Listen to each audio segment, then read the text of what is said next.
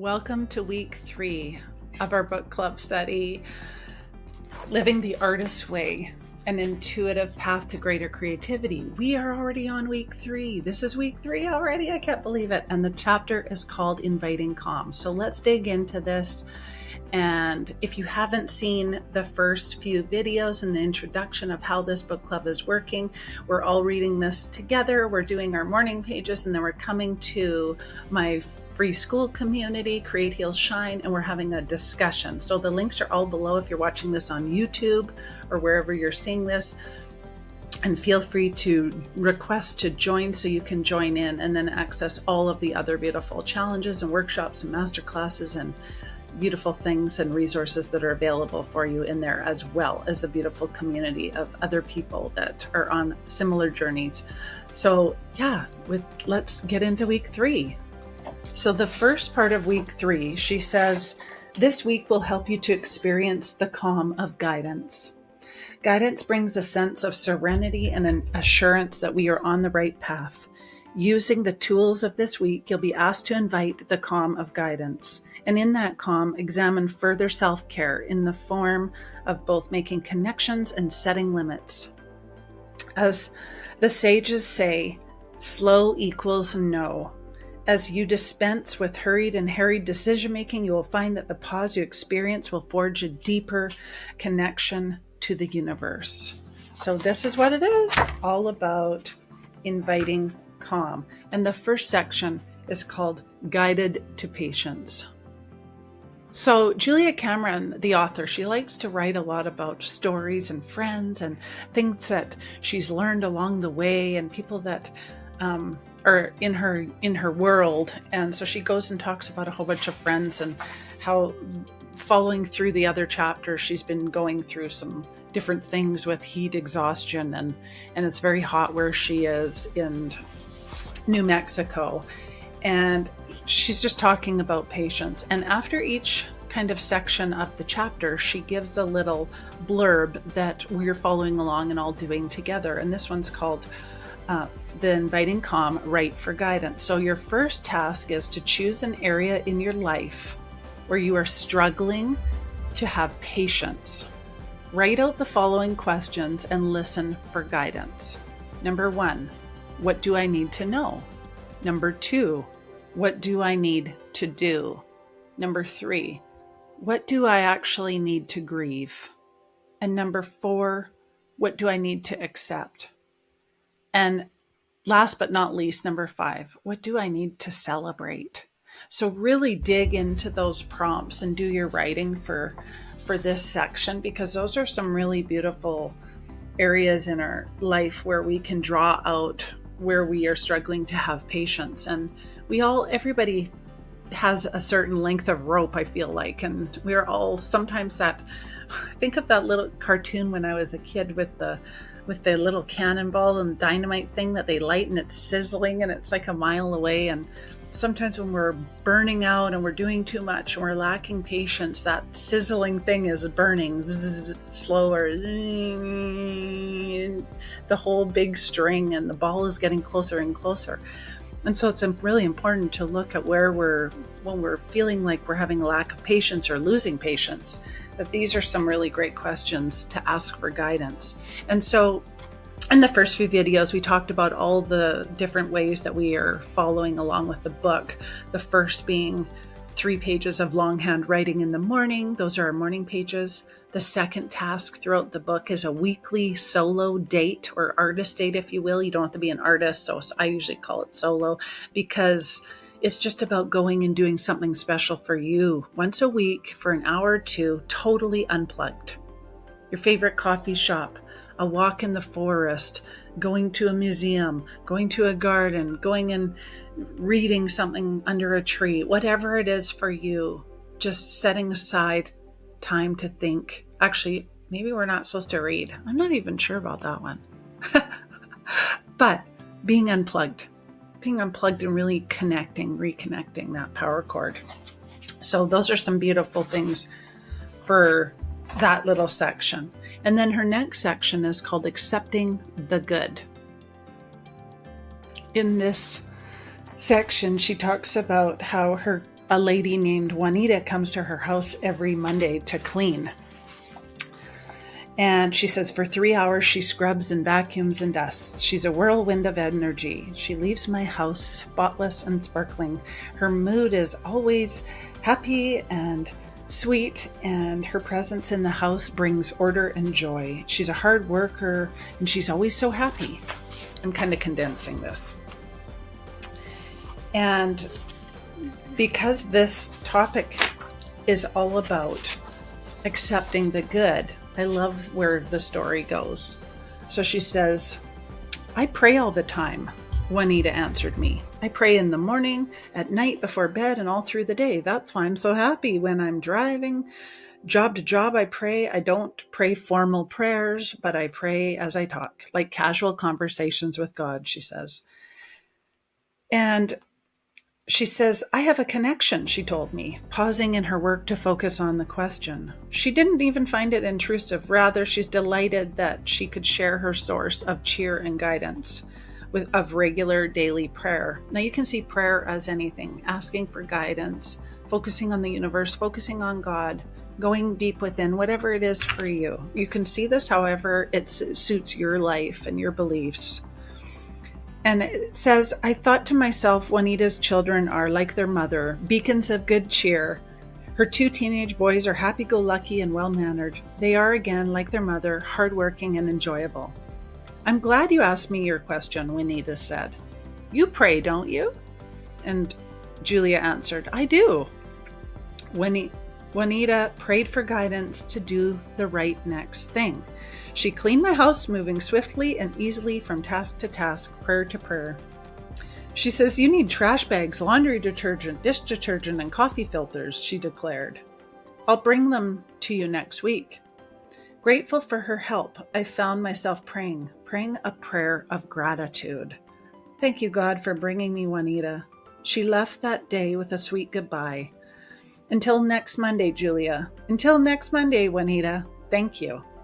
I just love this little mini story because she focuses on how just focusing on asking for guidance for something as simple, we would think, to what to clean next seems so basic and ordinary, but it's those moments of gratitude and seeking that connection and guidance that's so beautiful, and that Juanita does this for everything in her life, not just cleaning and asking where to go next and what to do next, but in all areas.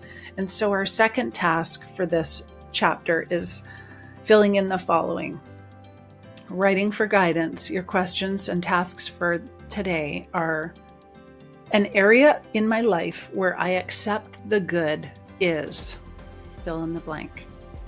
I could accept more good in my life by doing blank. And the third one is, my guidance led me to good when. So really ponder those and write those things in your journal and allow yourself to go deep and uncensored and just go with the flow and see what comes up, because there's such beauty and simplicity. I know that for me, just having no rhyme or reason and just letting go and being honest and truthful, so much beauty can flow. And so I love those questions.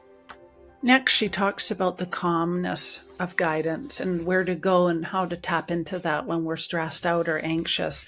And this next little section talks about a storm is coming and there's a hurricane watch in South Florida.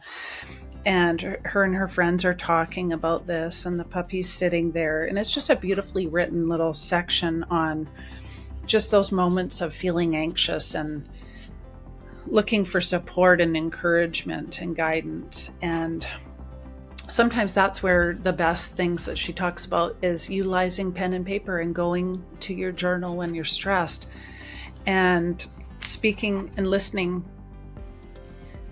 She says, guidance just feels reassuring. While she wrote, the storm clouds pass, the moon has risen over the mountains, and a clear evening prevails. Lily creeps from her hiding place and sits on the deck. All is calm. And so asking for guidance can be calming.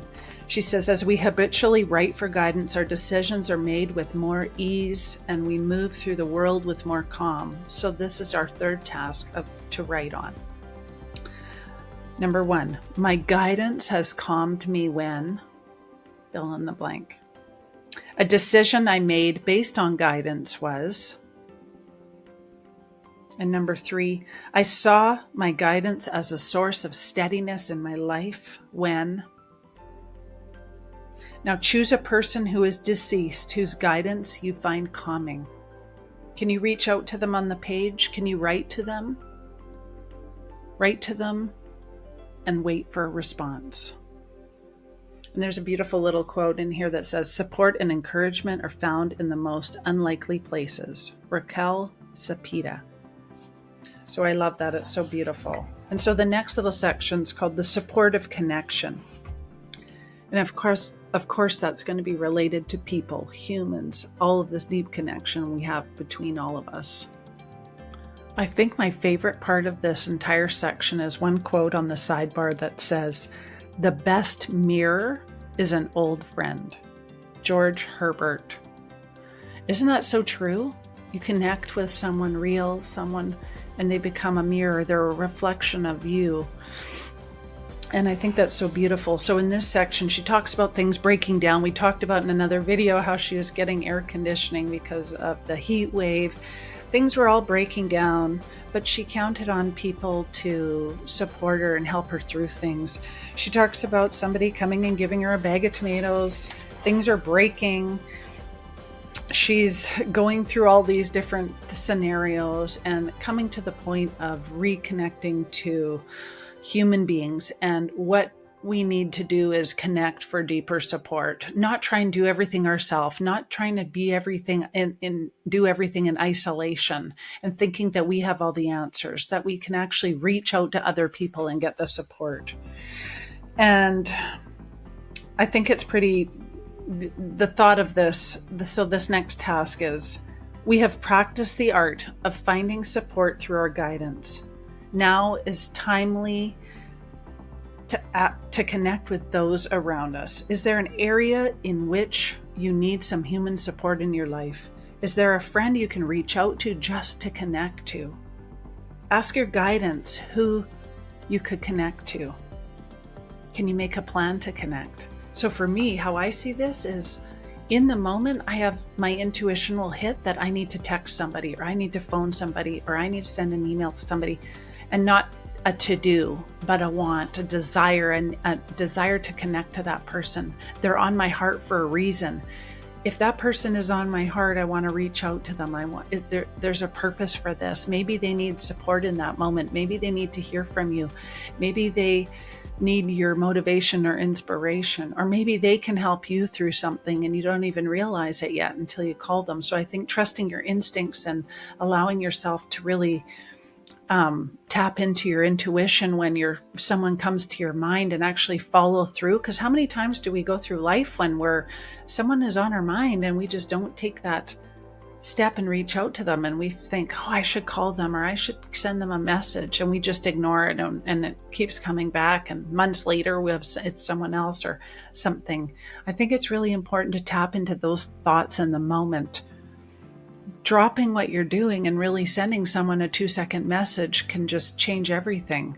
How many times have you've connected with somebody and all of a sudden they're like, oh my gosh, I was thinking of you at the exact same time. So those things are powerful. I love those moments. It's like synchronicity. This chapter is quite a bit shorter than the others. So this is our last section, and it's about inviting boundaries. And she just talks about realizing where she needs to make boundaries and where all the puzzle pieces are coming together. There's a beautiful quote in this one that says, in the universe, there are things that are known and things that are unknown. And in between them, there are doors. William Blake. So what door are you going to choose? Which way and which direction are you going to go? And the last and final task of this week's challenge, if you will, discussion, journaling, whatever you want to call it, is, I have long believed in the power of writing silly poems to help right my energies. So fill in the following. A person who has been bothering me is, I wish I could. And third, My guidance suggests I, and fill in the blank. Those are some really beautiful prompts, actually. And in this last little section, she writes a 2-line poem, a whole bunch of 2-line little poems. And she says the power of writing these silly poems help make her energy right, gets her back on track. And so that's so intertwined with boundaries, because in these questions, we sometimes need to focus on what's actually going on behind the scenes, like what's actually directing the show right now. And so I love that. And the last thing is, now write a silly poem at this person or situation that is bothering you. Does it shift your mood? Does it draw your energy back to yourself? What does it do? And the last thing I want to share is the sidebar says, we can think of anger as a sentry, stalking the edges of our boundaries and standing ready to defend them. Jessica Moore. So this is all about inviting calm through boundaries, through connection and human support, through guidance and writing. And I think it's really important to focus on accepting things sometimes for what they are. It doesn't mean we have to agree with them or believe that in them, but we just accept them for who we are, so we can kind of move forward and out of the situation. And that is how we invite calm into our life, by noticing things, being self-aware. Number 2, accepting the situation, and then going to the paper and journaling on how we can get guidance and support through it to feel more calm and more peace and more centered and aligned. So I hope you enjoyed week 3. This is definitely a shorter chapter, so it'll be an easy read. And I will meet you back here next Monday for week, oh my gosh, is it 4 already? Yeah, it's going to be week 4. Let's see what it's called. Week 4, inviting optimism, talking about forgiveness, hope, surrendering control, and guidance. So I hope you're enjoying this and doing this in whatever phase feels good to you. How are you doing on your morning pages? Are you writing them? Share in the discussion about where you're going on your dates. Oh, I totally skipped. I started talking about something else. But the third thing was, the first was the morning pages. The second was the solo date. The third is 2 times a week we're doing nature walks. Don't know how I lost that in translation. Unplugged, by yourself, no animals, no earphones, no nothing. Just unplugged, focusing on you, nature, groundedness. And the 4th thing is these tasks, which I've been reading out in every video to do, to write for guidance through all of this. Because the first initial set of 3 pages of morning pages is strictly just basically brain dumping everything in your head when you get up in the morning, anything that comes out.